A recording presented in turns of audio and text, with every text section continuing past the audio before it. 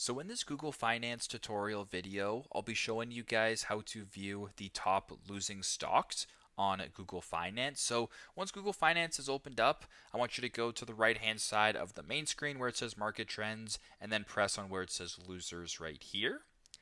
Now on this page right here where it says explore market trends, you're going to be viewing the losers. So the top losing stocks or funds by percentage points during the trading session. So what this basically does is from most lost to least lost, it's going to go ahead and show you for the day which stocks lost the most in regards to percentage points. So this will obviously vary from day to day. You can also go ahead and check the amount that it actually lost as well in regards to its share price. So you can kind of play around with it, see what you want to see, but it's pretty straightforward.